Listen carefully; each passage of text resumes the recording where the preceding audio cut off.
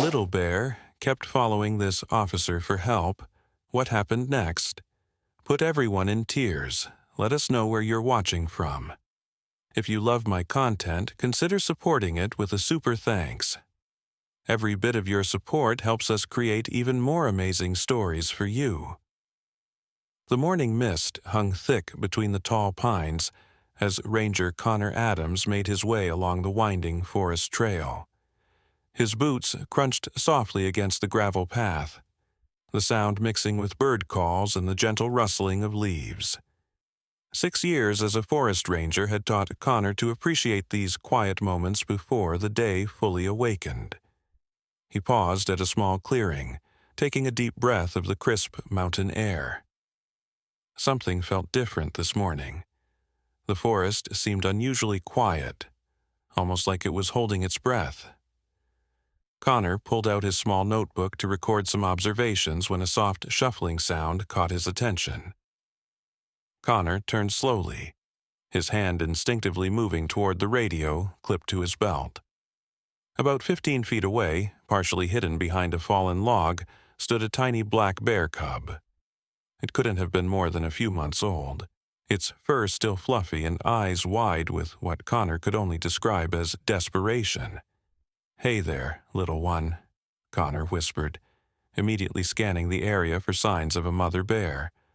A lone cub was never a good sign. Mother bears rarely left their young unattended, especially one this small. The cub took a tentative step forward, then stopped, releasing a soft whimper that echoed in the morning stillness. Connor remained perfectly still. Wild animals approaching humans was unusual behavior, and potentially dangerous for both the animal and the human. Connor slowly backed away, intending to radio his location and the cub sighting to headquarters. To his surprise, the cub followed, maintaining the same careful distance. When Connor stopped, the cub stopped too. Its dark eyes never left him, containing a look that seemed almost human in its pleading. "Where's your mama, little guy?" Connor murmured, concern growing in his chest. He noticed scratches on the cub's muzzle and mud matting its fur. Something was wrong. Very wrong. Connor took another step back. Again, the cub followed. This pattern continued for several minutes. Connor would move, and the small bear would trail behind him like a shadow. The behavior was so unusual that Connor pulled out his phone and recorded a short video to document it. He tried making himself look bigger and clapped his hands once, standard protocol to scare away wildlife, but the cub only flinched and gave another heart-wrenching whimper. Instead of running away, it took another step closer to Connor. A knot formed in Connor's stomach. In his years working in Black Ridge National Forest, he'd never seen anything like this. Bears, especially cubs, feared humans. They didn't follow them. They certainly didn't approach them. Something terrible must have happened. Just as Connor reached for his radio to call for backup, a loud rustling came from the bushes to his right. The cub immediately darted behind Connor's legs, trembling against his boots. Connor's heart raced as he prepared to face what might be an injured and potentially aggressive mother bear. But what emerged from the thicket wasn't a mother bear. It was something much worse. Connor spotted the metal gleam of an illegal trap, partially hidden under leaves and brush. Beside it, disturbed earth and dark stains told a story that made his blood run cold. The cub nudged against Connor's leg again, looking up at him with those imploring eyes, then glanced toward the thicket before letting out another soft cry. And suddenly, Connor understood. The cub wasn't just lost or confused, it was asking for help. Connor knelt down slowly, keeping his movements gentle. "Is that what happened? Is your mama in trouble?" The cub backed away slightly but didn't run. Instead, it took a few steps toward the thicket, then looked back at Connor as if saying, "Follow me." With a deep breath, Connor made a decision that went against every protocol in the Ranger Handbook. He followed the bear cub into the forest, his heart heavy with what he might find. What Connor discovered among the thick brush would stay with him forever. A full-grown female black bear lay motionless, caught in an illegal snare trap. Connor's trained eye could see she had fought desperately to free herself, likely for hours or even days. Not far from her body were signs that she had managed to break another trap, probably saving her cub's life in the process. The cub approached its mother's body and nudged it gently with its nose, releasing a series of soft cries that tore at Connor's heart. The little bear looked back at Connor, those eyes somehow understanding that its mother was gone, but still hoping this human might help. Connor's vision blurred with tears as he watched the cub's futile attempts to wake its mother. He radioed headquarters with a voice that cracked despite his best efforts to remain professional. "This is Ranger Adams. I've located illegal trapping activity in Sector 7, with one adult bear deceased. I also have—" He paused, watching as the cub continued to nudge its lifeless mother. "I have an orphaned cub that requires immediate assistance." As Connor waited for backup to arrive, he sat on a nearby log, giving the cub space to be with its mother. But to his surprise, after a few minutes, the small bear approached him again. It stopped just a foot away, looking up with those eyes that seemed to hold all the sadness in the world. Then, in a moment Connor would remember for the rest of his career, the cub crawled into his lap and curled up against his chest. Its tiny body shook with what could only be described as grief. Connor's training told him not to touch wildlife. Every regulation warned against it. But as the orphaned cub trembled against him, seeking comfort in the very species that had caused its tragedy, Connor gently placed his hand on its back. "I'm so sorry," he whispered, tears now flowing freely down his face. "I'm so sorry about your mama, but I promise you'll be okay." And in that quiet moment in the forest, surrounded by both the cruelty and compassion humans were capable of, Connor made a silent vow to ensure this little bear would have a chance at life. The little bear, somehow sensing the promise, looked up at Connor and let out a soft sound, not quite a whimper, not quite a growl, but a sound that seemed to say, "I trust you." What happened next would change not only the lives of both the ranger and the bear cub, but would touch the hearts of everyone who would later hear their story. Connor sat there holding the cub for nearly 20 minutes, his radio occasionally crackling with updates from his colleagues. The bear had fallen asleep against his chest, exhausted from what must have been days of terror and confusion. Connor noticed how thin the cub felt beneath its fur. It probably hadn't eaten since losing its mother. His colleague Savannah Reed was the first to arrive on the scene, her footsteps slowing as she took in the unusual sight before her. A seasoned forest ranger cradling a wild bear cub, tears still drying on his face. "Connor," she whispered, her eyes widening at the scene. "Is that—" "Her mother's over there," Connor said quietly, nodding toward the lifeless form of the adult bear. "Poachers. Illegal snare trap. The little one led me right to her."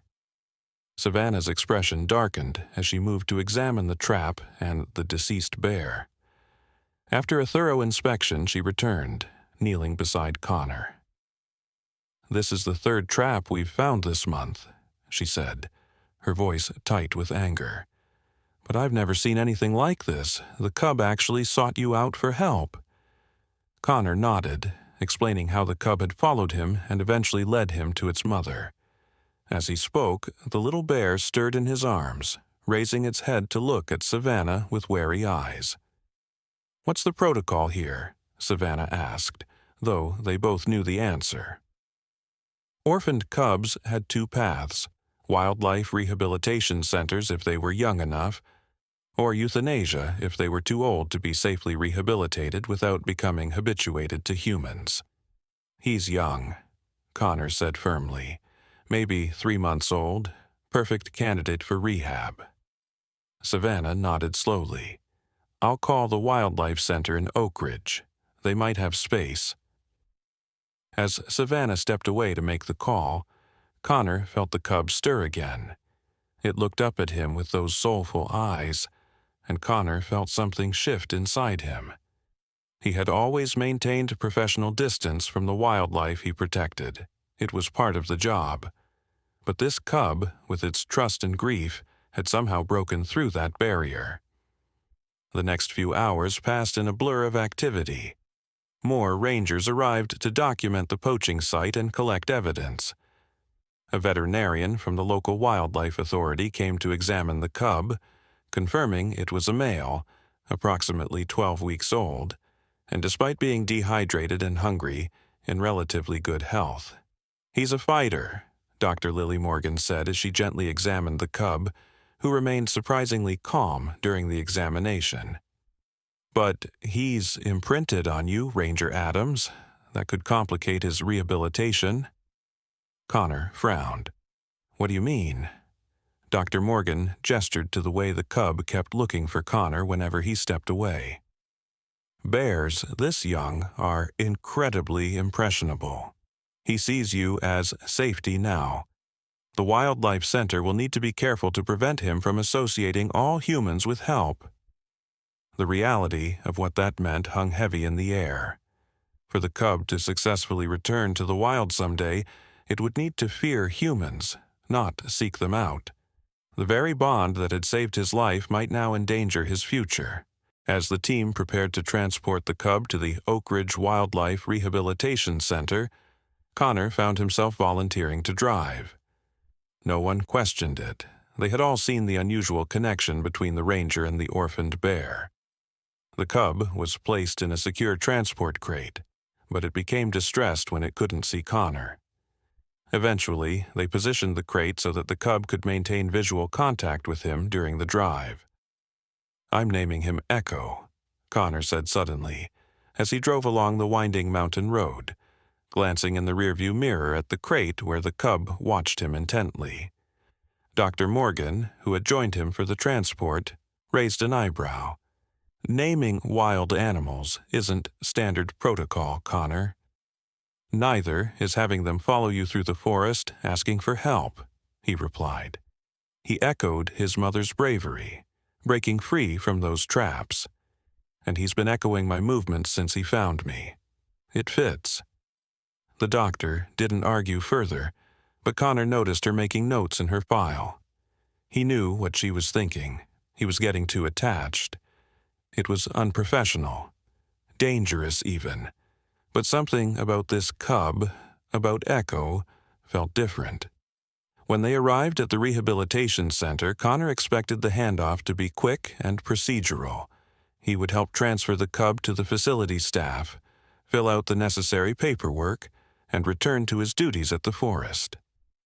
That was the protocol. That was his job. But when the moment came to say goodbye, Echo refused to leave the transport crate. The rehabilitation staff tried treats, gentle coaxing, even dimming the lights, but the cub remained huddled in the back of the crate, eyes fixed on Connor. He's terrified, Connor observed, feeling Echo's fear as if it were his own. Jacob Bennett, the rehabilitation center's director, sighed. This happened sometimes with rescued wildlife. The trauma of losing his mother, combined with the stress of transport, he's overwhelmed. Let me try, Connor said, approaching the crate. He knelt down, speaking in the same soft voice he had used in the forest. Hey, Echo, it's okay. These people are going to take good care of you. At the sound of Connor's voice, Echo moved forward slightly, sniffing the air. That's it, Connor encouraged. You're safe here. Slowly, cautiously, Echo emerged from the crate, but instead of moving toward the facility staff, he made a beeline for Connor, climbing onto his lap just as he had done in the forest. The room fell silent. Even Jacob, with his 20 years of wildlife rehabilitation experience, seemed stunned by the behavior. I've never, he started, then cleared his throat. I've never seen a wild bear cub behave this way with a human. Dr. Morgan stepped forward. This is exactly what I was concerned about. The cub has formed an attachment to Ranger Adams that could seriously complicate his rehabilitation. Connor felt Echo trembling against him, and in that moment he made a decision that would change everything. What if I stayed? He asked, the words tumbling out before he could consider their implications. Just for a few days to help him transition. Jacob and Dr. Morgan exchanged looks. That's highly unusual, Jacob said slowly. Our protocols are designed to minimize human contact. With all due respect, Connor replied, everything about this situation is unusual. This cub sought out human help. He led me to his mother. He's exhibiting behaviors that none of us have seen before. Maybe we need an unusual approach. Dr. Morgan looked like she wanted to object, but Jacob held up a hand. Let me make a call, he said. We might be able to adapt our protocols given the circumstances. But Connor, you need to understand what you're asking. If you stay and help with Echo's transition, you'll also have to be part of helping him unlearn his attachment to you. That could be painful for both of you. Connor looked down at the cub in his arms, who had finally stopped trembling and was now watching him with those trust-filled eyes. I understand, he said quietly, but I owe him that much. He trusted me when he had no reason to trust humans at all. As Jacob stepped out to make his call, Connor sat in the examination room. Echo curled against him. Both of them at the beginning of a journey neither could have anticipated that morning in the misty forest. What Connor didn't know, what none of them knew, was that Echo's story was about to become much more complicated. Because hidden in the fur at the back of the cub's neck, so small it had been missed in the initial examination, was a microchip.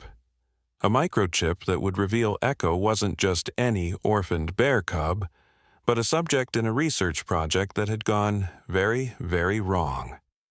The mystery of why Echo had sought human help was deeper than anyone had imagined, and unraveling it would put both the cub and Connor in the crosshairs of people who would stop at nothing to keep their secrets buried in the foo. 3 days after Echo's arrival at the rehabilitation center, Connor had settled into a makeshift routine. The center's administration had approved his temporary assignment, partly due to Jacob's recommendation, and partly because the situation presented a unique research opportunity. Connor spent his days helping Echo adjust to his new surroundings, slowly introducing the cub to the rehabilitation staff and gradually decreasing his own presence. Connor slept on a cot in a room adjacent to Echo's enclosure, the arrangement allowing the cub to sense Connor's presence while maintaining the necessary separation that would eventually help Echo return to the wild. It wasn't ideal, but it seemed to be working. Echo was eating regularly now and had begun exploring his enclosure with growing confidence. It was during Echo's first medical follow-up that everything changed. Connor, could you come here for a second? Dr. Morgan called from the examination room where she had been giving Echo a more thorough checkup. Connor entered to find Doctor Morgan staring intently at a small handheld scanner, her expression a mixture of confusion and alarm. "What's wrong?" he asked, automatically moving to Echo's side. The cub was sedated for the examination but would wake soon. Dr. Morgan handed Connor the scanner. "We routinely scan wildlife for microchips in case they've been previously tagged by researchers. Echo has one." Connor looked at the scanner's display, which showed a sequence of numbers and letters. Maybe he was part of a population study? That's not uncommon.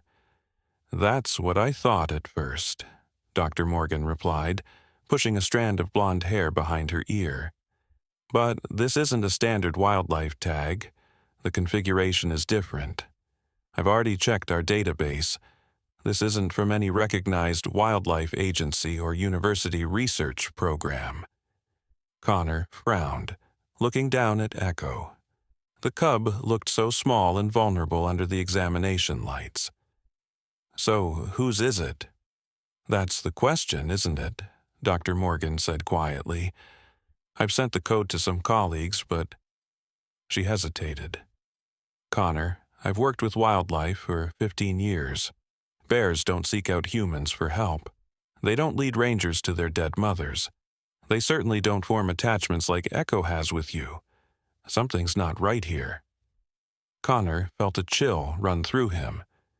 The strange circumstances of finding Echo, the cub's unusual behavior, and now this mysterious microchip. It all pointed to something beyond normal wildlife-human interaction. "What are you suggesting?" he asked, though part of him already knew the answer. "I think Echo might have been part of an experiment," Dr. Morgan said, her voice dropping to a near whisper despite them being alone in the room. "The question is, what kind of experiment conditions a wild bear cub to trust humans?" Before Connor could respond, Jacob burst into the room, his normally calm demeanor replaced by obvious agitation. "We need to talk," he said, looking from Connor to Dr. Morgan. "In my office, now." Once the door to Jacob's office closed behind them, he didn't waste time with pleasantries. "The microchip you found in Echo? It's registered to Biosynth Laboratories." Dr. Morgan's face paled. "The pharmaceutical company?" Jacob nodded grimly. "Not just any pharmaceutical company. They've been under investigation for illegal animal testing multiple times, though nothing's ever stuck. They have a research facility about 60 miles north of where you found Echo and his mother." Connor tried to process this information. "You think they were experimenting on wild bears? That's illegal, unethical, and dangerous," Jacob finished for him. "Yes, and if they discover we have one of their test subjects, it could be problematic. These corporations have powerful lawyers and friends in high places." Dr. Morgan sank into a chair. "What kind of testing would they do on bears? It doesn't make sense." Jacob walked to his computer and pulled up a file. "I made some calls to contacts at the Wildlife Protection Agency. Apparently, Biosynth has been developing a new cognitive enhancement drug. Rumor has it they've been testing it on various species to document the effects across different brain structures." Connor felt sick. "You're saying they gave experimental drugs to Echo? To his mother?" "If they did," Dr. Morgan interjected, "it would explain Echo's unusual behavior. Cognitive enhancement could potentially alter natural instincts, maybe even create new associations that wouldn't naturally exist, like seeing humans as potential allies rather than threats." The implications were staggering. Connor thought about Echo's desperate eyes in the forest, the way the cub had sought him out specifically. Had that been the result of some laboratory experiment gone wrong? "We need to report this," Connor said firmly. Jacob shook his head. "It's not that simple. We don't have proof of anything except a microchip that could be explained away as part of an approved tracking study. Biosynth could claim they were monitoring local wildlife populations as part of an environmental impact assessment for their facility, without evidence of actual experimentation." "What about the poaching traps?" Connor asked. "The ones that killed Echo's mother? Could they be connected?" Jacob looked thoughtful. "It's possible. If Echo and his mother escaped from a facility, someone might have been sent to recapture or—" He didn't finish the sentence. The three sat in silence for a moment, the weight of what they were discussing settling heavily on each of them. "What do we do now?" Dr. Morgan finally asked. Jacob leaned back in his chair. "For now, we proceed as normal. Connor continues helping with Echo's transition. Dr. Morgan, you continue the medical evaluations. See if you can find any other evidence of tampering or experimentation. I'll reach out to some trustworthy contacts at the Fish and Wildlife Service. See what we can learn about Biosynth's operations in the area. Connor nodded, but inside, a new determination was taking hold. He had sworn to protect the wildlife in his forest. If Biosynth was experimenting on animals and then disposing of them when things went wrong, they needed to be stopped. As if reading his thoughts, Jacob fixed Connor with a stern look. Don't do anything rash, Ranger Adams. If Biosynth is involved in something illegal, they are dangerous people. Our priority has to be Echo's well-being and rehabilitation. Understood? Understood, Connor replied, though he wasn't entirely sure he meant it. That night, as Connor sat beside Echo's enclosure, watching the cub sleep, he couldn't shake the image of the mother bear in that cruel trap. Had she escaped from Biosynth with her cub, only to die trying to protect him?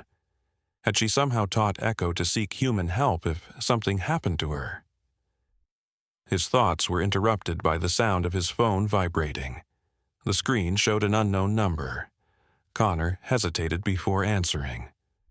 Ranger Adams? A female voice asked. Yes, who's this? My name is Avery Johnson. I worked for Biosynth Laboratories until 3 weeks ago. I understand you found a black bear cub with one of our tracking chips. Connor's pulse quickened. How did you... There isn't time to explain that. Avery cut him off. You need to listen carefully. The cub you found is in danger. So are you. If they realize what you have... What are you talking about? Who's they? Biosynth's Project Nexus team. They've been conducting illegal cognitive enhancement trials on wildlife for over a year. The bear cub was part of the third trial group, designated Subject 12B. His enhanced intelligence isn't just a side effect, it was the goal of the project. Connor looked at Echo, peacefully sleeping in his enclosure. Are you saying they deliberately altered his brain? Yes, Avery confirmed. And they succeeded beyond their expectations. Subject 12, B, your cub, demonstrated unprecedented cognitive development. He could solve complex puzzles, demonstrated self-awareness in mirror tests, and showed signs of understanding causal relationships that no wild bear should comprehend. That's why he sought me out, Connor said, the pieces finally clicking into place. He understood I could help him. He knew his mother was in a trap. Exactly. But what you don't know is that 12B and his mother didn't escape by accident. I helped them escape. Connor was stunned into silence. Avery continued, her voice growing more urgent. I couldn't be part of it anymore. What they were doing, it was torture disguised as science. But they know the cub is at your facility now. They have people watching. You need to move him somewhere safe, away from the rehabilitation center. I can't just take a bear cub. You don't understand, Avery interrupted. Biosynth doesn't want their test subject back. They want to eliminate all evidence of Project Nexus. The board of directors is nervous about potential lawsuits and federal investigations. They've sent a cleanup team. A chill ran down Connor's spine. What kind of cleanup team? The kind that makes problems disappear permanently, Avery replied grimly. They'll be there tomorrow, posing as fish and wildlife officials with paperwork to take custody of the cub. Once they have him, he'll be euthanized and incinerated, all evidence gone. Connor's mind raced. Why are you telling me this? Why take the risk? There was a long pause before Avery answered. Because I've seen what cruelty does when good people stay silent. And because Subject 12B, Echo, as you call him, deserves a chance at life, even if it's not the one nature intended for him. How do I know I can trust you? You don't, Avery admitted. But ask yourself this. Why would the cub follow you specifically? Of all the humans in that forest, why did he choose you? Connor had no answer. Check the back of his right ear, Avery said. There's a small mark there, like a figure 8. It's how they tattooed the test subjects. That's your proof. Before Connor could ask another question, the line went dead. For a long moment, Connor sat frozen, the phone still pressed to his ear. Then, moving as if in a dream, he approached Echo's enclosure. The cub stirred at his approach but didn't fully wake. Gently, Connor examined behind Echo's right ear. There it was, a small, precise figure 8, partially hidden by fur. Connor stepped back, his heart pounding. He had until morning to decide, follow protocol and potentially sentence Echo to death, or risk everything to save a bear cub that had already endured more at human hands than any wild animal should. As he wrestled with the decision, Echo opened his eyes and looked directly at Connor. There was something in that gaze, something too intelligent, too aware, that made the decision for him. Connor pulled out his phone again and dialed Savannah's number. "Connor, it's nearly midnight," her sleepy voice answered. "I need your help," Connor said, his voice steady despite the fear churning inside him. "And I need you to not ask too many questions." There was a pause. Then Savannah's voice came back, fully alert now. "What kind of help?" Connor took a deep breath. "The kind that might cost us our jobs." By 2 a.m., Connor had a plan. A desperate, probably foolish plan, but a plan nonetheless. Savannah had agreed to help, despite her reservations. She would arrive at the rehabilitation center at 5 a.m. with her personal truck. By the time the biosynth team arrived, posing as wildlife officials, Echo would be long gone. Connor spent the hours until dawn gathering supplies. Enough food to last several days, medical supplies for Echo, camping gear, and his emergency cash from the bank. He had no idea where they would go, only that they needed to get as far from biosynth as possible. As the first hints of dawn crept into the sky, Connor sat beside Echo's enclosure, the reality of what he was about to do settling heavily on his shoulders. He was about to throw away his career, possibly face criminal charges, all for a bear cub he'd known for less than a week. But when Echo padded over to him, pressing his small paw against the enclosure mesh where Connor's hand rested, he knew he couldn't live with any other choice. "Ready for an adventure?" Connor whispered. Echo tilted his head, those intelligent eyes seeming to understand that something important was happening. Outside, tires crunched on gravel. Savannah had arrived. What Connor didn't know as he prepared to escape with Echo was that they weren't just running from biosynth.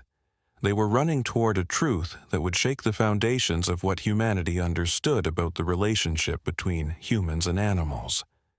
A truth that Echo, in his genetically modified mind, was only beginning to comprehend himself. The pre-dawn air was crisp and misty as Savannah's truck pulled away from the rehabilitation center. Connor in the passenger seat and Echo secured in a transport crate in the back. They had left a brief note for Jacob, not explaining everything but enough to let him know Connor had taken Echo for the cub's protection. Connor hated leaving Jacob to deal with the fallout, but involving him further would only put him at risk. "You're sure about this?" Savannah asked, her knuckles white on the steering wheel as they drove down the empty mountain road. She had agreed to help, but the gravity of what they were doing was setting in. "We're essentially stealing a bear and interfering with a federal wildlife investigation." "They're not real federal agents," Connor reminded her, checking the time. "And according to Avery, they're coming to kill Echo, not rehabilitate him." "And you trust this Avery person?" Someone you've never met who called you out of nowhere? Connor glanced back at the crate where Echo was surprisingly calm, despite the movement and engine noise. I trust the evidence. Echo has a microchip and a tattoo that match what she described. His behavior is nothing like a normal bear cub. Something was done to him, and I'm not handing him over to the people who did it. Savannah sighed but nodded. So, what's the plan? Where are we going? That was the question Connor had been wrestling with all night. They couldn't go to another rehabilitation center. Biosynth would check those first. They couldn't go to his home or Savannah's. Too obvious. They needed somewhere remote, somewhere safe, where Echo could continue his rehabilitation while Connor figured out how to expose Biosynth's illegal experiments. I know a place, Connor said finally. My grandfather's old hunting cabin. It's deep in the Cascade Mountains, about 4 hours north. No electricity, no cell service, completely off-grid. Hasn't been used in years, but it should be intact. And after that? Connor, we can't just disappear into the mountains forever with a bear. One step at a time, Connor replied, though the question had been haunting him too. First, we get somewhere safe. Then we figure out how to gather evidence against Biosynth. Without proof, it's just our word against $1 billion pharmaceutical company. Savannah fell silent, focusing on the winding road ahead. They had agreed she would drop Connor and Echo at a trailhead near the cabin, then return to work as if nothing had happened. She would claim no knowledge of Connor's plans, saying only that he had asked for a ride early that morning without explanation. It wasn't much protection if Biosynth or the authorities pushed hard, but it was something. As the sun rose, painting the sky in shades of pink and gold, Echo began making soft noises from his crate. Connor turned to check on him and found the cub watching him intently through the crate door. It's okay, buddy, Connor said softly. We're getting you somewhere safe. To his surprise, Echo's noises changed, becoming almost like a pattern. 3 soft grunts, a pause, 3 more grunts. Savannah glanced in the rearview mirror. What's he doing? I don't know, Connor admitted, but it doesn't sound like distress, almost like he's trying to communicate. The idea should have sounded ridiculous. Bears didn't communicate with patterns or language, but after everything he'd learned about Echo, Connor wasn't sure what was possible anymore. The sun was fully up by the time they reached the remote trailhead. Connor quickly transferred his supplies and Echo's crate to a small utility cart he'd borrowed from the rehabilitation center. The plan was for him to hike the 5 miles to the cabin, pulling the cart along the old logging road that would get him most of the way there. Call me when you can, Savannah said as she helped him secure the last of the supplies. And Connor, be careful. If what Avery said is true, these people won't give up easily. Connor nodded, the reality of what they were facing settling heavily on his shoulders. Thank you for this. I know what it could cost you. Savannah smiled wryly. Just make sure it's worth it. Expose these people. Make them pay for what they did to Echo and his mother. With a final hug, Savannah got back in her truck and drove away, leaving Connor and Echo alone at the trailhead with nothing but forest stretching before them. Just you and me now, little guy, Connor said, checking Echo's crate one more time to ensure it was secure for the journey. The cub watched him with those intelligent eyes, seemingly calm despite the strange surroundings. The hike took longer than Connor had anticipated.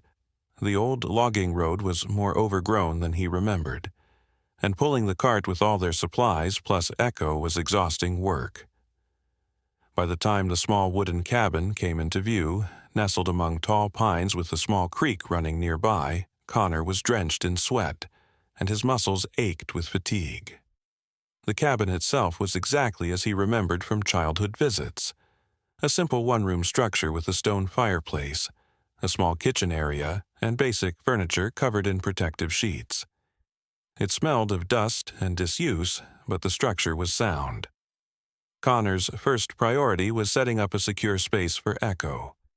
Using supplies he'd brought from the rehabilitation center, he created a temporary enclosure on the covered back porch, protected from the elements but with fresh air and a view of the surrounding forest. He'd have to build something more substantial soon, but this would work for now. When he finally opened Echo's crate, the cub emerged cautiously, sniffing the air and examining his new surroundings. Connor watched, fascinated, as Echo methodically explored the enclosure, testing the barriers and examining each object Connor had placed inside. A water bowl, some toys, a small shelter. "What's going on in that head of yours, Echo?" Connor murmured. The cub paused and looked directly at him, tilting his head as if considering the question. Then, to Connor's astonishment, Echo picked up one of the toys, a simple rubber ball, and deliberately rolled it toward Connor, stopping at the edge of the enclosure. When Connor didn't react immediately, Echo made a soft sound and nudged his head toward the ball. "You want me to throw it back?" Connor asked, bewildered. Echo watched expectantly. Slowly, Connor reached through the enclosure and rolled the ball back. Echo pounced on it immediately, but instead of playing with it as a normal cub might, he deliberately rolled it back to Connor again. A chill ran down Connor's spine. This wasn't natural bear behavior. This was play with purpose, with understanding of turn-taking, a concept that required significant cognitive development. "What did they do to you?" Connor whispered. The next few days fell into a strange routine. Connor spent his mornings maintaining the cabin and building a more permanent enclosure for Echo, his afternoons working with the cub on behaviors that would eventually help him return to the wild, and his evenings documenting everything he observed about Echo's unusual abilities. And those abilities were remarkable. Echo seemed to understand basic commands like "come" and "wait" after only a few demonstrations. He sorted objects by color and shape when Connor arranged them in patterns. Most incredibly, he began making consistent sounds in response to specific situations, different vocalizations for food, water, play, or when he wanted Connor's attention. It was on the 4th day that Connor discovered the notebook. He had been going through his grandfather's old trunk, looking for tools to help repair a window, when he found a faded leather journal wedged at the bottom. Inside were his grandfather's notes from his time as a wildlife biologist in the 1970s, including several pages about a research program that sounded eerily familiar. "Project Synthesis," Connor read aloud, the hairs on his arms standing up. "Experimental cognitive enhancement in mammals through genetic modification and pharmaceutical intervention. Primary research facility located near Mount Rainier National Forest." The dates in the journal were from 1978, over 40 years before Biosynth's experiments with Echo. But the language, the methods described, even the location was too similar to be coincidence. Connor flipped through the pages, his grandfather's neat handwriting describing increasingly disturbing experiments and their results. And then, on the final page, a single sentence that made his blood run cold. "I fear what we have created here will not end with my resignation. Some seeds, once planted, grow in darkness until they are too strong to uproot." Below this cryptic warning was a name. Dr. Michael Hayes, Project Director. Connor's hands trembled as he set down the journal. Biosynth's experiments weren't new. They were a continuation of something that had begun decades ago, something his own grandfather had been involved with and later tried to stop. The revelation was still sinking in when Connor heard a vehicle outside. Heart pounding, he moved to the window, staying hidden behind the curtain. A black SUV with tinted windows had parked at the trailhead visible from the cabin, about half a mile away. Two men in dark clothing emerged, examining the ground carefully, looking for tracks. Connor's mind raced. How had they found them so quickly? Savannah wouldn't have betrayed them, which meant they must have been followed or tracked somehow. The microchip. Connor suddenly remembered Dr. Morgan's scanner detecting Echo's chip. If the chip wasn't just for identification but actually contained a tracking transmitter. He rushed to the back porch where Echo was napping in his enclosure. The cub woke at his approach, immediately alert to Connor's distress. "We need to go," Connor said urgently, gathering only the essentials: water, some food, his compass, and his grandfather's journal. "They've found us." But as he opened the enclosure to transfer Echo to the portable crate, his satellite phone buzzed. It was a text from an unknown number. "They're tracking the cub. Get the chip out." Avery. She was still watching, still helping. Connor looked at Echo, who was now fully awake and watching him with what could only be described as concern. Removing a microchip required medical training Connor didn't have, tools he didn't possess, and would cause Echo pain. The very thought made him sick, but the alternative was worse. "I'm sorry," Connor whispered to Echo. "I need to do something that's going to hurt, but it's to keep you safe. Do you understand?" Whether by coincidence or comprehension, Echo held perfectly still as Connor retrieved the first aid kit he'd brought from the rehabilitation center. It contained a scalpel, antiseptic, and suture materials, meant for emergency field treatment, not surgery. It would have to do. With shaking hands, Connor felt behind Echo's right ear where Dr. Morgan had scanned the chip. There was a small, hard lump beneath the skin.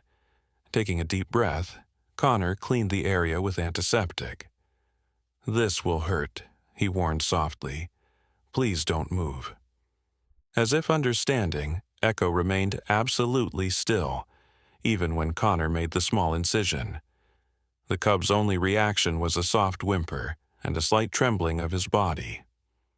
Working quickly, Connor located the tiny chip, no larger than a grain of rice, and removed it. "Got it," he breathed, applying pressure to stop the bleeding before cleaning and suturing the small wound. Through it all, Echo remained remarkably cooperative, watching Connor with those intelligent eyes that seemed to understand far more than any wild animal should. Once the chip was out, Connor crushed it with a rock, then threw the pieces into the creek behind the cabin. He had no idea if that would stop the tracking signal, but it was the best he could do. "We still need to move," he told Echo, securing the cub in the portable crate. "They're too close." Instead of taking the main trail, Connor headed deeper into the forest, away from the paths and into the dense undergrowth. His years as a ranger had taught him how to move through wilderness without leaving obvious signs, and he used every skill he had as they pushed farther into the mountains. By nightfall, they had traveled several miles, following a stream upward into higher elevations. Connor found a small cave hidden behind a waterfall that would provide shelter for the night. It was damp and cold, but it would hide them from thermal imaging if the search team had such equipment. As Connor set up their makeshift camp, Echo watched from his crate, those intelligent eyes taking in every move. When Connor finally released him from the crate, the cub didn't explore or play as he normally would. Instead, he moved directly to Connor's side and pressed against him, as if offering comfort. "We'll be okay," Connor said, though he wasn't sure if he was reassuring Echo or himself. "We just need to figure out what to do next." That night, as rain began to fall outside their hidden shelter, Connor read more of his grandfather's journal by the light of his headlamp. The details were disturbing. genetic modifications combined with pharmaceutical treatments, all designed to enhance cognitive function in mammals. The early subjects had been rats and monkeys, but the final entries mentioned bears specifically, citing their naturally good problem-solving abilities as a reason to expand the research.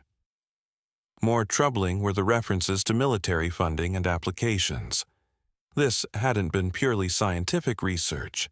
It had potential weapons applications, creating animals that could be trained for complex tasks, possibly even covert operations. Connor's grandfather had resigned in protest when the military aspect became clear, but according to his notes, the program hadn't ended. It had simply gone underground, waiting for a time when genetic modification technology was more advanced. A time like now. As Connor processed this information, Echo crawled into his lap. Something he'd never done before. The cub's wound from the chip removal was already looking better, the small sutures holding well. Connor absently stroked Echo's fur, his mind racing with the implications of what he'd discovered.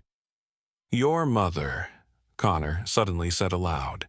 "She must have been part of the program, too. That's why she was able to break free to protect you from those traps."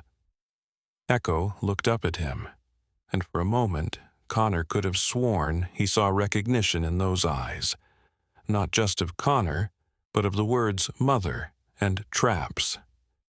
"Can you understand me? Really understand?" Connor asked softly. Echo held his gaze for a long moment, then deliberately placed his paw on the journal Connor was holding.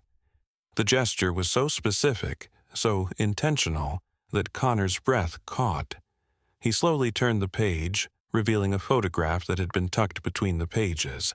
A group of scientists standing in front of a facility labeled Synthesis Research Division. Echo made a soft sound and pressed his paw more firmly on the photo. Connor's hand trembled as he pointed to the building in the background. "Is this where you were? Where they kept you?" Echo didn't respond to that. But when Connor's finger moved across the faces in the photo, the cub suddenly made a sharp sound and tapped his paw on one specific person, a middle-aged man with cold eyes and a stern expression, standing slightly apart from the rest of the group. "Dr. Michael Hayes," Connor read from the caption, "Project Director." Echo growled softly, the first aggressive sound Connor had ever heard him make. "He hurt you?" Connor asked, a chill running through him at the realization that he was essentially having a conversation with a bear cub. Echo maintained eye contact, and Connor didn't need any further confirmation. The hatred in those eyes was unmistakable and entirely human. He's still alive, Connor realized, remembering the journal's dates. He'd be older now, but he could still be involved. Is he running Biosynth's project too? Although Echo couldn't answer that specific question, the connection was clear. Dr. Hayes had been involved in the original Project Synthesis in the 1970s, and now a nearly identical project was being conducted by Biosynth. It couldn't be coincidence. That night, as Echo finally fell asleep against him, Connor made a decision. They couldn't keep running forever. Eventually, Biosynth would find them, or Echo would grow too large for Connor to manage. The only solution was to gather enough evidence to expose Biosynth's illegal experiments and shut them down permanently. And to do that, they would need to go back to where it all began. As dawn broke, casting long shadows through the forest, Connor gently woke Echo and began packing their few supplies. The cub watched him with questioning eyes. "We're not running anymore," Connor explained, knowing somehow that Echo understood at least the sentiment behind his words. "We're going to fight back." What Connor didn't realize was that someone else had already begun that fight. Miles away, in a small apartment in Seattle, Avery Johnson was uploading files.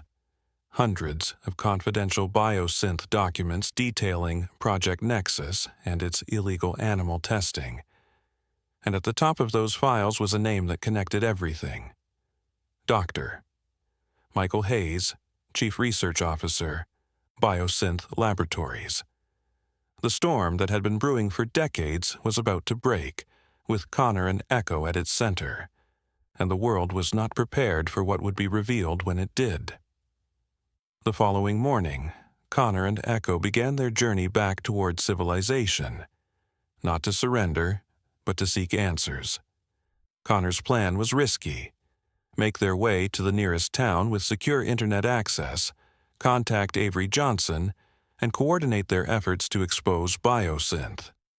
With his grandfather's journal as evidence and Echo as living proof of the experiments, Connor believed they might have a chance if they could find the right allies. They traveled mostly at night, avoiding the main trails and staying hidden during daylight hours. Echo proved to be an incredible companion for such a journey. The cub seemed to understand the need for silence and caution, moving quietly beside Connor without the playfulness typical of a bear his age. Sometimes Echo would freeze suddenly, ears perked, alerting Connor to distant sounds before Connor's own ears could detect them.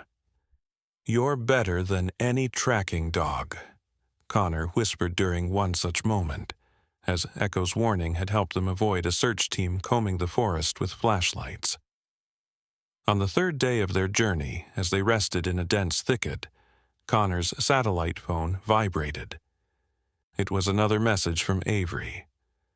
"Biosynth in chaos. Files leaked. Hayes disappeared. Be careful. Meet me. Riverview Diner. Oak Ridge, Thursday, 9 p.m. Today was Tuesday. They had 2 days to reach Oak Ridge, a small town about 20 miles from their current position. It was doable, but would require moving during daylight, a risk Connor had hoped to avoid. "What do you think, Echo?" Connor asked, showing the cub the message as if he could read it.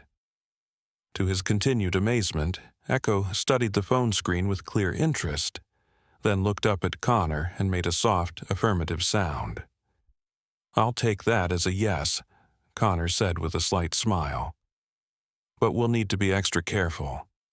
If Hayes is on the run, he might be desperate. Desperate people are dangerous." As they prepared to move again, Connor couldn't shake a growing unease. Something about Hayes's disappearance felt wrong. If biosynth was in chaos due to leaked files, wouldn't the company's leadership be making public statements, damage control? Unless Hayes had taken something with him when he fled. Something more valuable or dangerous than information. By Wednesday evening, they had made good progress toward Oak Ridge, encountering no search teams or signs of pursuit. The forest had thinned as they approached more populated areas, making it harder to stay concealed. Connor decided they would stop at an abandoned ranger outpost he knew was a few miles ahead, a place to rest before making the final push to Oak Ridge in the morning. The outpost was a simple wooden structure, long unused but still standing. Connor checked carefully for signs of recent occupation before deeming it safe. Inside, a layer of dust covered everything, but the roof was intact and the windows, though grimy, were unbroken. "It's not the Ritz," Connor told Echo as he set up a small camp in the corner, farthest from the windows. "But it's better than another night in the rain." Echo explored the small cabin methodically, sniffing each corner and object with careful attention. When he reached an old metal filing cabinet, he stopped and made an urgent sound that immediately caught Connor's attention. "What is it?" Connor asked, moving to join the cub.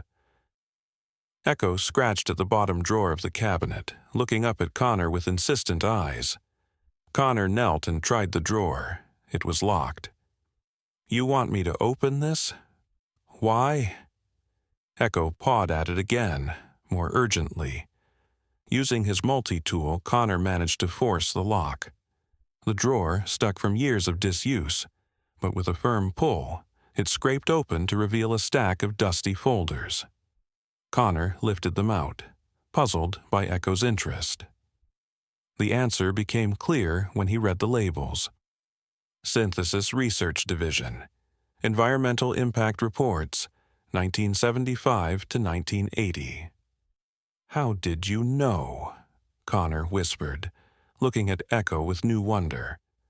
The cub merely watched him, expectation clear in his intelligent eyes. Connor began examining the documents, his pulse quickening as he pieced together their significance. These were environmental surveys conducted around the original research facility. The same facility Connor now suspected was being used by Biosynth under a new name. The reports documented unusual animal behavior patterns, unexplained wildlife deaths, and chemical contaminants in local water sources, all carefully worded to minimize their importance. But most valuable was a detailed map showing the facility's location and layout, including underground levels labeled Special Research Division, Classified. "This is it," Connor said, carefully folding the map and placing it with his grandfather's journal. "This could help us prove what they've been doing." That night, as a storm rolled in over the mountains, Connor slept fitfully, his dreams filled with images from his grandfather's journal and the haunting photograph of Dr. Hayes. In his dreams, Hayes's eyes changed, becoming Echo's eyes, full of intelligence and pain. He woke suddenly to Echo's paw pressing firmly on his chest. The cub was perfectly still, ears forward, eyes fixed on the cabin door. Connor heard it then, soft footsteps on the porch outside. His hand moved instinctively to his belt knife as he silently rose to a crouch. Echo backed into the shadows, demonstrating once again an understanding that seemed impossible for a bear cub. The door handle turned slowly, and Connor tensed, ready to defend himself and Echo. But when the door opened, it wasn't Biosynth security or federal agents standing there. It was Savannah Reed, soaked from the rain and looking exhausted. "Savannah?" Connor whispered incredulously. She put a finger to her lips, quickly closing the door behind her. "We don't have much time," she said, her voice low and urgent. "They're right behind me." "Who? Biosynth?" Savannah shook her head, water dripping from her hair. "Worse, Dr. Hayes himself with his own private security team. They're not just looking for Echo anymore, Connor. They're hunting both of you. How did you find us?" "I didn't," Savannah admitted. "I was tracking Hayes. After you left, things got crazy. The rehabilitation center was raided by people claiming to be federal agents, but Jacob recognized them as imposters and managed to stall them. Then the real authorities showed up, FBI, responding to a massive data leak from Biosynth's servers." Connor's mind raced. Avery's leak. Probably, but in the chaos, Hayes slipped away. Jacob overheard one of his men mention the old outpost as a fallback location. "I remembered this place from our training and thought you might come here, so I came to warn you." From the shadows, Echo emerged cautiously, studying Savannah with careful eyes. "Hey, little one," she said softly. "You've caused quite a stir." Echo approached her slowly, sniffing her outstretched hand before apparently deciding she was trustworthy. He returned to Connor's side, pressing against his leg. "Hayes is coming here?" Connor asked, already gathering their supplies. "How much time do we have?" "Not much, an hour, maybe less. I took a roundabout route to throw them off, but Hayes has tracking dogs." Connor froze. "Dogs? But how would they track us if I removed Echo's chip?" Savannah looked grim. "They're not tracking Echo, Connor. They're tracking you." "What? That's impossible. I don't have a—" He stopped, a horrifying thought dawning on him. "My Ranger badge, the new digital ones we got last year." Savannah nodded. "They have GPS chips in them. Standard issue for all Forest Service personnel, remember? For safety in remote areas. Connor cursed, pulling the badge from his pocket where it had remained out of habit. All this time, he'd been carrying a tracking device without realizing it. "We need to move now," he said, crushing the badge under his boot. "There's more," Savannah said, lowering her voice further. "Hayes isn't just trying to cover up the experiments. According to what the FBI discovered in the leak, Project Nexus wasn't just cognitive enhancement. The bear subjects were being prepared as carriers for a biological agent." "Biological agent? You mean like a weapon?" The files weren't specific, but yes, that's what it sounds like. Hayes was developing bears with enhanced intelligence that could be programmed to deliver some kind of pathogen to targeted areas. Echo and his mother were part of the final test group. Connor looked down at Echo, horror and understanding washing over him. That's why they're so desperate to find him. He's not just evidence of illegal animal testing, he's a potential biohazard. Echo made a soft sound, nudging Connor's hand as if to reassure him. "Is he?" Savannah asked, eyeing Echo with new concern. "Dangerous, I mean." Connor shook his head firmly. "Number. If he were carrying something dangerous, I'd be sick by now. We've been together for days." He knelt beside Echo. "Besides, I think Echo's mother figured out what was happening. I think she escaped not just to save herself and Echo, but to prevent whatever Hayes was planning." A sudden crack of thunder shook the cabin, making them all jump. Rain lashed against the windows, driven by increasingly powerful winds. "We need to go," Connor said, securing their few possessions. "The storm will help cover our tracks." Savannah hesitated. "Where?" "Hayes has connections everywhere. And now that I've seen Echo, I'm a liability too." Connor considered their limited options. Running endlessly wasn't sustainable. Echo was still a wild animal, despite his enhanced intelligence, and deserved a chance at some kind of normal life. The meeting with Avery was their best hope, but now seemed too dangerous. Then Connor remembered the map he'd found. The original facility, Hayes's first research site from the 70s. According to these documents, it was abandoned but never demolished. It might have evidence we can use, and it's the last place they'd expect us to go. "Going to Hayes's old facility seems like walking into the lion's den," Savannah objected. "Or the perfect place to turn the tables," Connor countered. "These old documents show underground access points, security measures, information Hayes might not expect us to have. We could gather concrete evidence, enough to ensure the FBI takes action, even if we don't make it out ourselves." Savannah looked like she wanted to argue, but instead checked her watch. "We need to leave now if we're going to leave at all." They moved quickly, loading their supplies into Savannah's backpack. Connor secured Echo in the portable crate, explaining quietly to the cub why it was necessary. Echo seemed to understand, settling into the crate without protest. Just as they were about to leave, headlights swept across the cabin windows. Vehicles were approaching. "Back door," Connor whispered, leading them through the cabin to a small rear exit.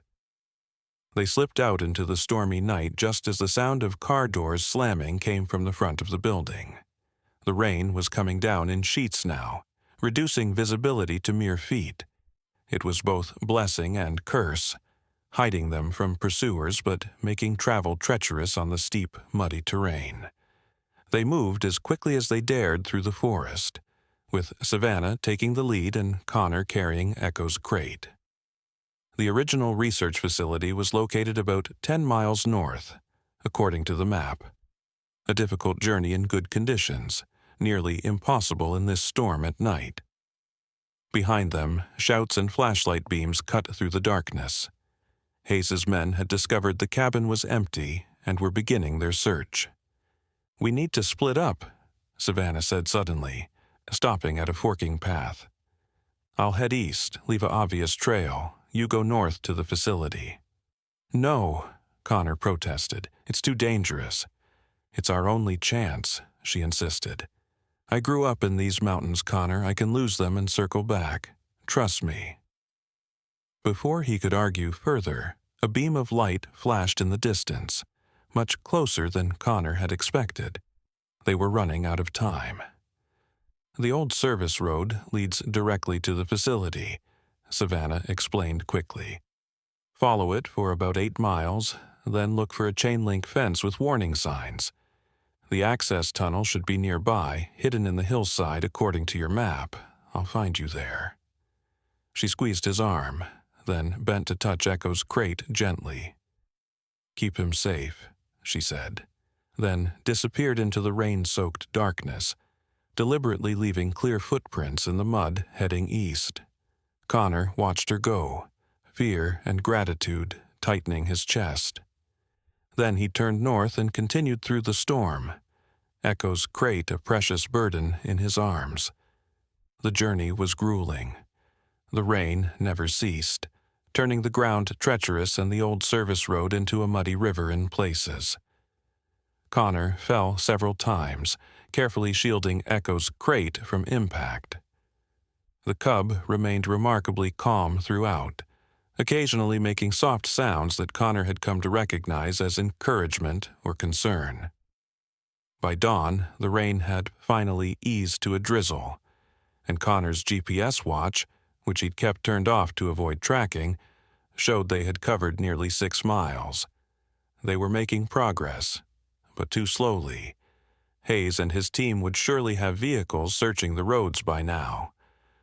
Connor found a dense thicket to rest briefly, opening Echo's crate to check on him.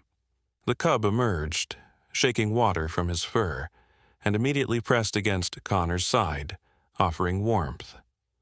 "You're supposed to be the wild animal here," Connor said with a tired smile, sharing some of their dwindling food with Echo. "I'm supposed to be taking care of you, not the other way around." Echo merely watched him with those intelligent eyes that seemed to understand everything. As Connor checked the map again, his satellite phone vibrated. Another message from Avery. "Meeting compromised. Hayes knows. Facility is not abandoned. Still operational. Dangerous bioweapons research. Do not approach. Repeat, do not approach." Connor stared at the message in horror.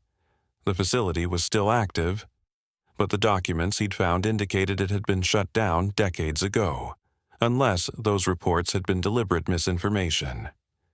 If Hayes was still using the original facility for bioweapons research, walking in was suicide. But turning back meant running into Hayes's search teams. They were trapped, with options rapidly diminishing. Connor's thoughts were interrupted by Echo making a strange new sound, a series of short, staccato vocalizations that seemed almost like speech. The cub was staring intently at something beyond their hiding place. Following Echo's gaze, Connor spotted it. A small drone hovering just above the tree line, its camera slowly scanning the forest below. They had been found. Connor quickly secured Echo back in the crate and began moving again, staying under the densest parts of the canopy to avoid aerial detection. The facility was still at least 2 miles away, according to the map. They wouldn't make it before the drone reported their position. Unless... Connor spotted a small stream running parallel to their path.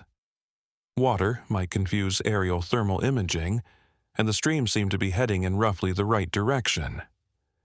"Hold on, Echo," he whispered, stepping into the cold water and beginning to walk upstream, his boots slipping on mossy stones. "This is going to be uncomfortable." For nearly an hour, Connor followed the stream, sometimes wading through water up to his knees, other times walking along the banks when the terrain allowed. Echo remained silent in his crate, somehow understanding the need for absolute quiet. The drone appeared twice more, hovering in the distance before moving on. Connor froze each time, pressing against the stream bank and covering Echo's crate with his body to mask their heat signature.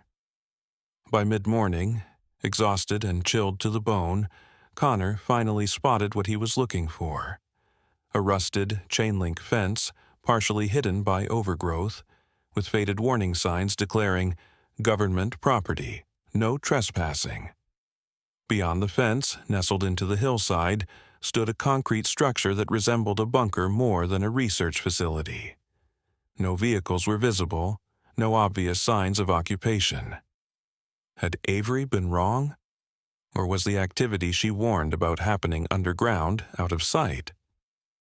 Connor set Echo's crate down carefully behind a large boulder and studied the perimeter through his binoculars.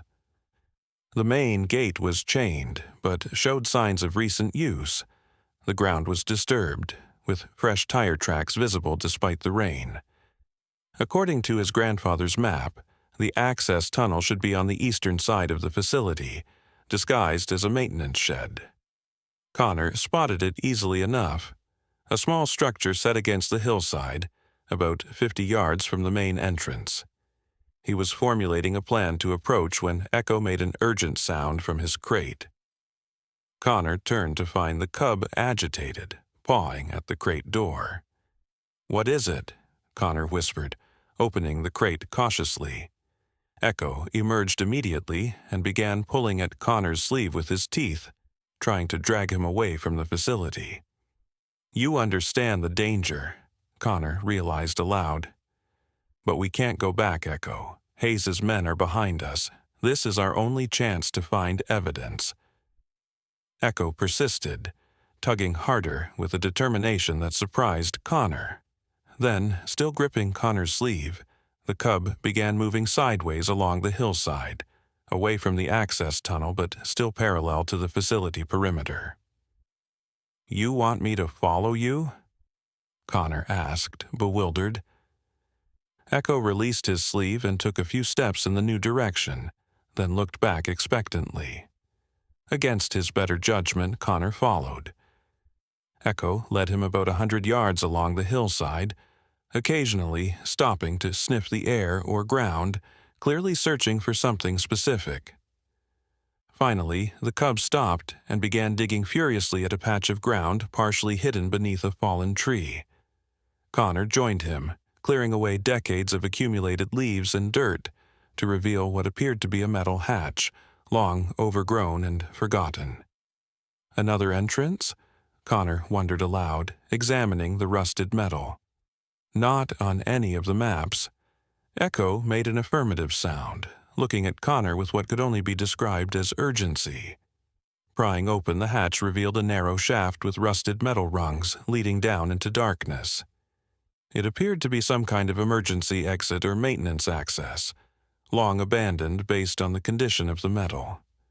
Connor hesitated, looking from the dark shaft to Echo. "How did you know this was here?"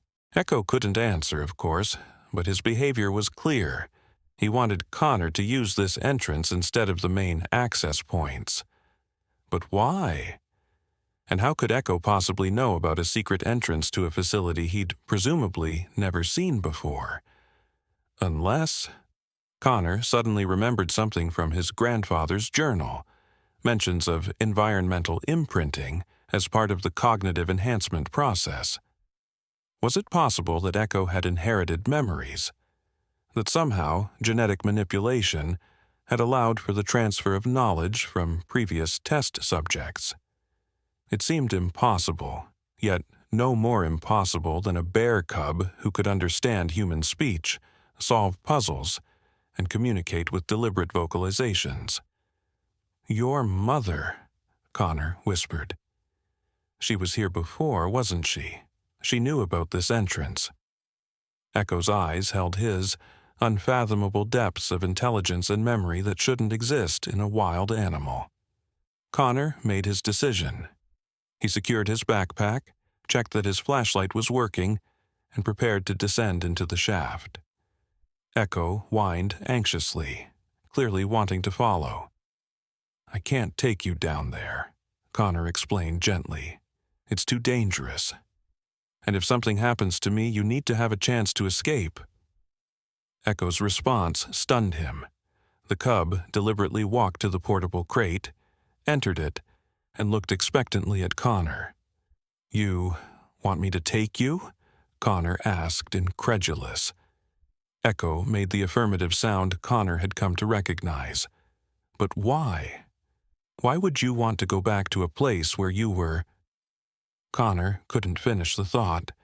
The horror of what Echo must have experienced in the facility too painful to articulate. Echo emerged from the crate long enough to retrieve something from their supplies. Connor's grandfather's journal. The cub nudged it deliberately toward Connor. The message couldn't have been clearer if Echo had spoken in English. The answers they both needed were inside. "Okay," Connor relented, his voice thick with emotion. "We go together. But you stay in the crate until I know it's safe."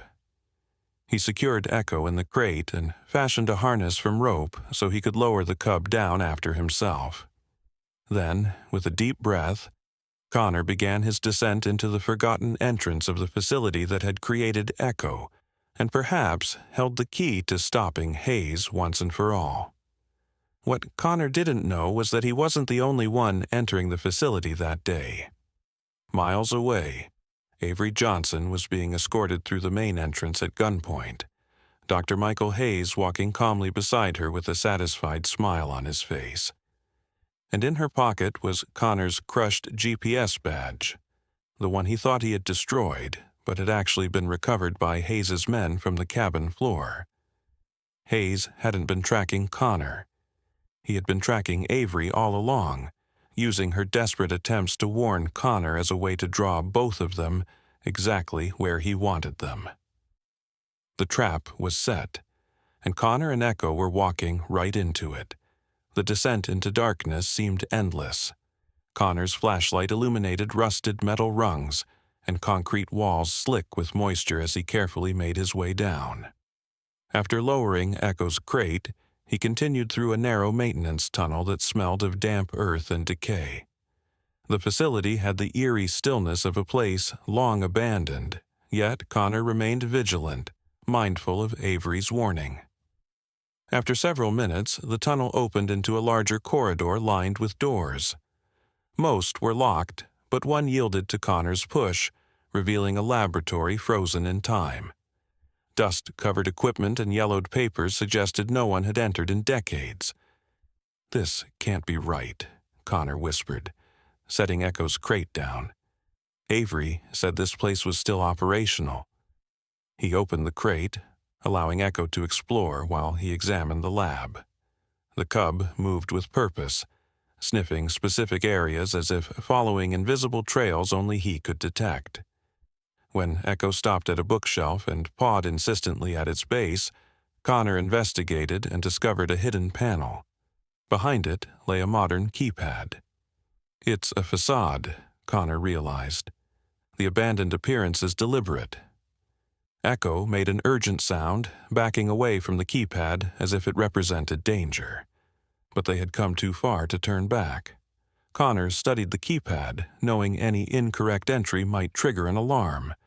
His satellite phone vibrated. Another message from Avery. "Trapped. Hayes has me. Code is 5278. Echo knows the way. Trust him." Connor's blood ran cold. Hayes had Avery, and somehow she knew they were at the facility, attempting to enter. The trap was closing around them, yet this message suggested Avery was helping despite being captured. Unless Hayes wanted them to enter. "It's a trap, isn't it?" Connor asked Echo, who had been reading the message over his shoulder. The cub looked up at him, eyes filled with a wisdom no animal should possess, and deliberately nodded. "But we're still going in," Connor stated, rather than asked. Echo nodded again. Connor entered the code. The bookshelf slid aside silently, revealing a modern elevator. As they descended deeper, The contrast between the decrepit exterior and the state-of-the-art facility below became stark. Clean, white corridors replaced rusted tunnels, and the hum of advanced equipment replaced silence. Echo grew increasingly agitated as they moved through the facility, occasionally stopping to shake his head as if fighting against painful memories. Connor felt a growing rage at what had been done to this innocent creature and his mother. They encountered no personnel, which only heightened Connor's suspicion. If this was indeed an operational facility, where was everyone? The answer came when they turned a corner and found themselves facing a large observation window overlooking a circular chamber. Inside stood Dr. Michael Hayes, older than in his photograph but unmistakable, with Avery Johnson beside him, hands bound. Surrounding them were several armed guards and, most disturbingly, cages containing more bear cubs. Cubs that watched with the same unnervingly intelligent eyes as Echo. "Welcome, Ranger Adams," Hayes's voice came through a speaker. "And welcome back, Subject 12B, or Echo, as I understand you've been renamed." Connor instinctively moved in front of Echo. "It's over, Hayes. The FBI knows about Project Nexus. Avery leaked everything." Hayes smiled, unperturbed. "Did she? Or did she leak exactly what I wanted leaked?" He placed a hand on Avery's shoulder, who looked at Connor with resigned eyes. "Ms. Johnson has been a most cooperative double agent, despite her occasional crisis of conscience. Those warning messages, tracked and monitored, that meeting we compromised, never planned to begin with.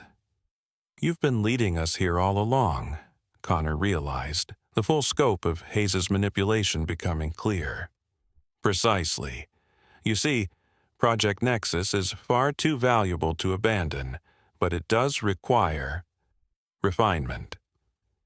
Subject 12, B, was our most successful cognitive enhancement subject to date, but he and his mother developed an unfortunate sense of morality along with their intelligence. A flaw in the formula we've since corrected." Hayes gestured to the caged cubs. "Generation 2. All the intelligence, none of the inconvenient moral development. Perfect for their intended purpose."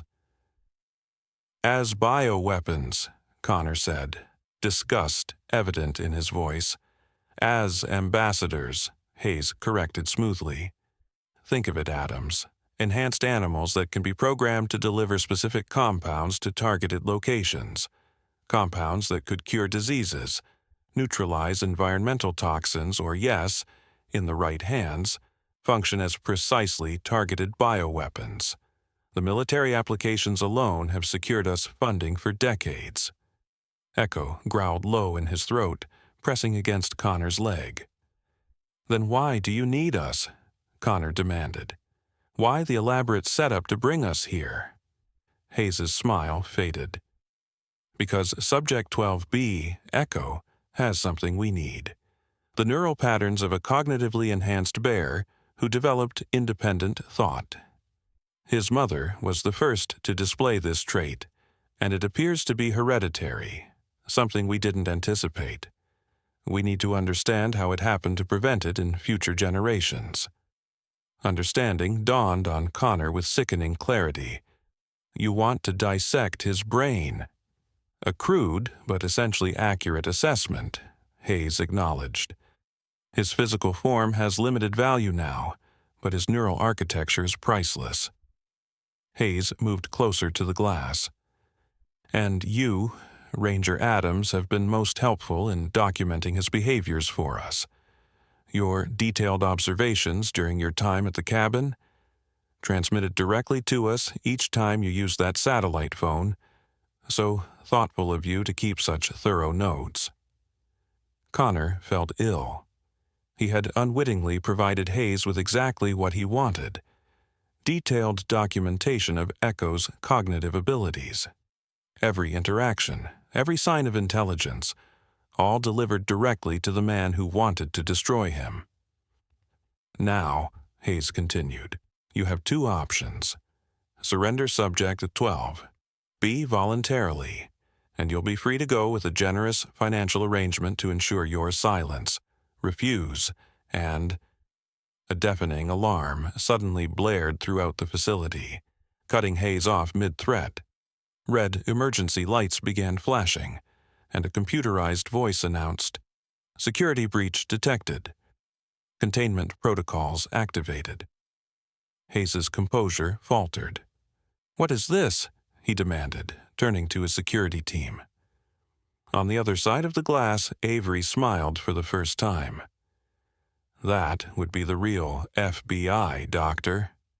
"Hayes, did you really think I'd trust you after what you did to those animals?" The messages to Connor were real. The ones to you were bait. As Hayes's face contorted with rage, the facility's doors began automatically sealing. A containment protocol triggered by the alarm. Connor realized they had only moments before they'd be trapped inside. "Run!" Avery shouted through the speaker. "The cubs! Take them if you can!" Connor didn't hesitate.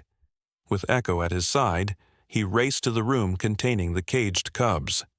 The guards were distracted by the alarm and Hayes's furious orders, giving Connor precious seconds to unlock the cages.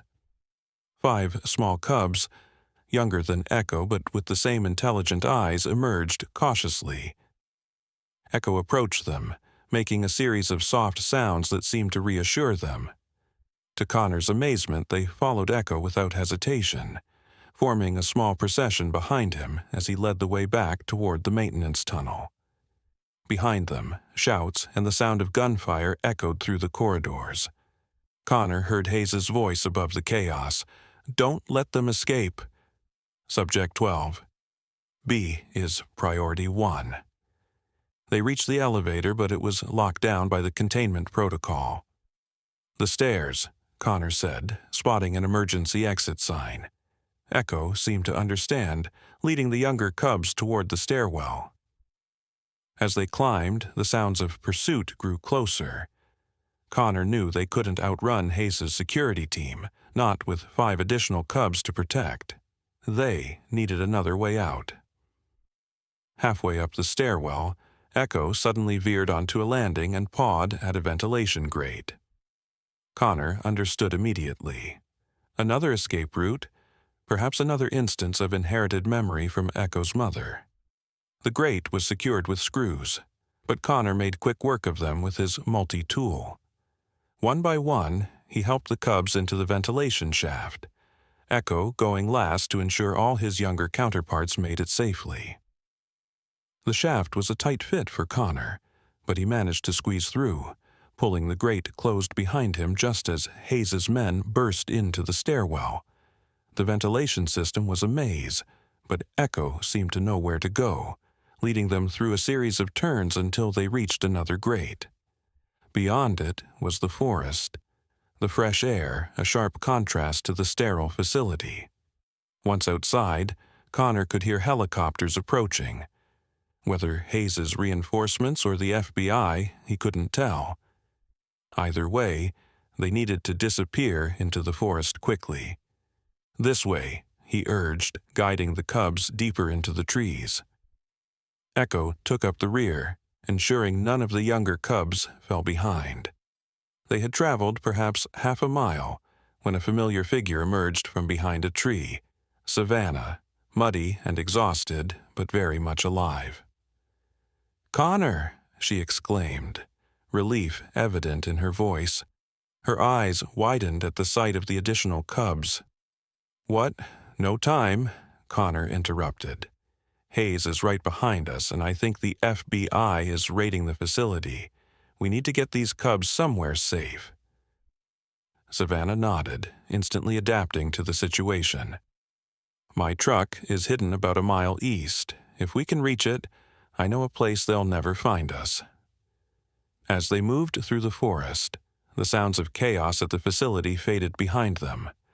Connor briefly explained what had happened, including Avery's deception of Hayes and her apparent sacrifice to ensure the raid succeeded. "Do you think she made it out?" Savannah asked quietly. Connor couldn't answer. The last he'd seen of Avery, she had been in Hayes's grasp as containment protocols activated. Her chances seemed slim, but her actions had given them the opportunity to escape with the cubs. They reached Savannah's truck without incident. The challenge now was fitting 6 bear cubs and 2 adults into a vehicle designed for 5 humans. Eventually, they managed by having the smaller cubs ride in the back seat with Echo, while Connor and Savannah took the front. As they drove away from the facility, Connor watched Echo in the rearview mirror. The cub was grooming the younger cubs, offering comfort and reassurance in a way that seemed almost parental. Despite everything he had suffered, Echo's capacity for compassion remained intact, perhaps the very trait Hayes had considered a flaw in his enhancement formula. Savannah drove them to a remote cabin owned by her family, deep in the mountains where roads turned to trails, and trails gave way to wilderness. It was the perfect place to regroup and decide their next steps. That evening, as the cubs slept in a pile with Echo protectively curled around them, Connor and Savannah watched the news on a small television powered by the cabin's generator. The raid on Biosynth's secret facility was the lead story, with reports of multiple arrests, including several high-ranking executives. Dr. Michael Hayes, however, remained at large, having escaped during the chaos. Of Avery Johnson, there was no mention. "What now?" Savannah asked softly, watching the sleeping cubs. "They can't go to a normal rehabilitation center. Not with their abilities." Connor had been pondering this question since their escape. These cubs weren't normal bears and never would be. Their enhanced intelligence made them too dangerous in the wrong hands, yet too vulnerable to survive normally in the wild. "I've been thinking about my grandfather's journal," Connor said. He wasn't just documenting Project Synthesis. He was searching for a way to help the animals that had been experimented on. There are references to a sanctuary he established, somewhere remote enough to be safe, but monitored enough to ensure the animals' well-being. "Does it still exist?" "I don't know, but I intend to find out." 2 months later, Connor stood on a mountainside overlooking a lush valley surrounded by peaks so remote they didn't appear on most maps. Beside him, Echo sat watching the younger cubs explore their new home, a sanctuary rebuilt from his grandfather's original vision. The FBI, after extensive debriefing about Hayes's operation, had agreed to classify the cubs' existence in exchange for Connor's expertise in monitoring them. The official story was that all test subjects had been destroyed in the raid. Only a handful of trusted individuals knew the truth. Savannah had joined him in establishing the sanctuary, her background in wildlife rehabilitation proving invaluable. Together, they had created a place where the cubs could live as naturally as possible while still receiving the specialized care their unique condition required. Echo, now noticeably larger, had assumed the role of protector and teacher to the younger cubs. His intelligence continued to develop in ways that astonished Connor daily. He could now communicate through a series of consistent sounds that Connor and Savannah were gradually learning to interpret, and his problem-solving abilities far exceeded what even Hayes had documented. "Dr. Morgan's here," Savannah called from the small research cabin they had constructed. Dr. Lily Morgan, the veterinarian who had first examined Echo, had been carefully vetted and brought into their small circle of trust. Her expertise was essential to understanding the cub's unique physiology. As Connor turned to leave, Echo made a soft sound, placing his paw on Connor's boot. It was a gesture he made often now, his way of expressing gratitude or connection. "You're welcome," Connor said softly, kneeling to meet Echo's gaze, "though I think I owe you far more than you owe me." In Echo's intelligent eyes, Connor saw something that transcended the boundary between human and animal. a recognition of shared purpose and mutual respect that defied conventional understanding of interspecies relationships. The sound of an approaching helicopter drew Connor's attention skyward. It would be Jacob Bennett, the rehabilitation center director who had also joined their cause, bringing supplies and news from the outside world. As the helicopter descended, Jacob's face was visible through the windshield, grim but determined. When he emerged, Connor knew immediately something had changed. "Hayes has been spotted," Jacob said without preamble. "In a remote research facility in Eastern Europe, and he's not alone." Jacob handed Connor a tablet displaying surveillance photos. There was Hayes, older and more haggard than Connor remembered, entering a nondescript building. But it was the person walking beside him that made Connor's breath catch. Avery Johnson, very much alive and apparently working with Hayes once again. "Is she being coerced?" Savannah asked, studying the images. "Unknown," Jacob replied. "But there's more. Intelligence suggests they've started a new project. They're calling it Nexus Prime." Echo, who had followed Connor, made a low, worried sound as he looked at the photos. They're starting over, Connor realized. With what they learned from Echo and the others. Jacob nodded solemnly. "The FBI wants your help. Your expertise on Hayes, on the project, it's invaluable." Connor looked from the photos to Echo, to the valley where the other cubs played, unaware of the renewed threat. Hayes hadn't given up. Perhaps he never would. The man's obsession with his research had survived public exposure, the destruction of his facility and near capture. He would keep trying, keep experimenting, unless someone stopped him permanently. "When do we leave?" Connor asked, decision made. "Tomorrow," Jacob replied. "Just you, though. The cubs stay here, protected." Echo made a sharp, insistent sound, pawing at the tablet screen. "I don't think he agrees with that plan," Savannah observed. Connor knelt beside Echo. "You understand what's happening, don't you? Hayes is starting again, creating more like you, probably without the flaws he wanted to eliminate." Echo's response was a series of deliberate sounds and movements that Connor had come to recognize as his most complex form of communication. "He's saying he wants to help," Connor translated, though the communication went deeper than simple words could express. "He believes he needs to be part of stopping Hayes." Jacob looked skeptical. "You can't take a bear on an international intelligence operation." "Not a normal bear, no," Connor agreed. "But Echo isn't normal, and he knows Hayes, knows how he thinks, how he operates in ways none of us do." The debate continued into the night, with arguments for and against Echo's involvement. In the end, it was Echo himself who settled the matter. While the humans discussed his fate, he retrieved Connor's grandfather's journal and opened it to a specific page.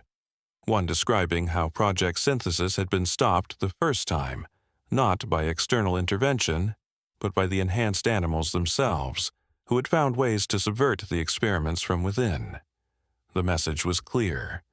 Hayes could only be truly stopped by understanding the minds he was creating, and no one understood that better than Echo. 1 week later, Connor and Echo boarded a private jet arranged by the FBI, the first step in a journey that would take them across the world to confront the man who had forever altered the boundary between human and animal intelligence. As the plane took off, Connor looked at Echo, who sat calmly in a specially designed harness, gazing out the window at the sanctuary below. "Are you sure about this?" Connor asked quietly. "We might not come back." Echo turned to him, those intelligent eyes filled with a determination that needed no translation. He placed his paw on Connor's hand and held his gaze steadily. In that moment, Connor understood the profound truth at the heart of their unlikely partnership. Echo wasn't just a victim to be rescued or a curiosity to be studied. He was a being making his own choices, fighting for others like himself who couldn't fight for themselves. The intelligence Hayes had forced upon him hadn't made him less of a bear. It had simply given him the tools to defend his kind in ways no bear before him could. And Connor, who had once seen himself as Echo's protector, now recognized they were something else entirely. Partners in the truest sense, each bringing unique strengths to a shared purpose. As the sanctuary disappeared beneath the clouds, Connor felt not fear, but a profound sense of rightness. Whatever awaited them across the ocean, they would face it together. The ranger who had followed his conscience and the bear who had followed him for help, now bound by something stronger than either could have imagined when they first met in that misty forest. Their story was far from over. In fact, it was just beginning. In the years that followed, the world would never know the full truth of Echo and the other enhanced bears. Official records documented only the prosecution of biosynth executives for conventional animal testing violations, with Hayes himself eventually captured and imprisoned for corporate espionage and ethical breaches.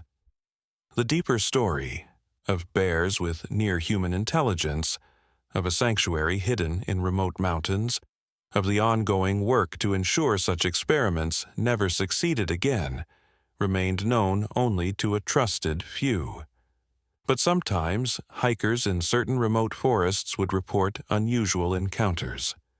A bear that seemed to watch them with uncanny awareness, that would guide lost travelers back to trails, or warn them away from hidden dangers with deliberate behaviors no wild bear should display. Rangers would investigate these reports dutifully, finding nothing conclusive but occasionally exchanging knowing glances when the descriptions matched certain patterns. And in ranger stations throughout the national forest system, a new unofficial protocol emerged. If a wild animal, especially a bear, seemed to be seeking human help, the report was flagged for special attention and handled with extraordinary care. Because the most important lesson from Echo's story was not about the ethical boundaries of science or the dangers of military research. It was simpler and more profound. That compassion can transcend the barriers between species, that help offered to the vulnerable is never wasted, and that sometimes the most powerful connections come from reaching across the divide between what we think we know and what we have yet to understand. Connor Adams never regretted that moment in the misty forest when he chose to follow a bear cub deeper into the unknown. For in doing so, he had not only saved Echo, he had discovered a truth about himself and about humanity's relationship with the natural world that would ripple outward through time, changing hearts and minds one encounter at a time. Some called it the most significant discovery in the history of human-animal relations. Connor simply called it friendship, in its purest and most unexpected form. And in the end, that was enough.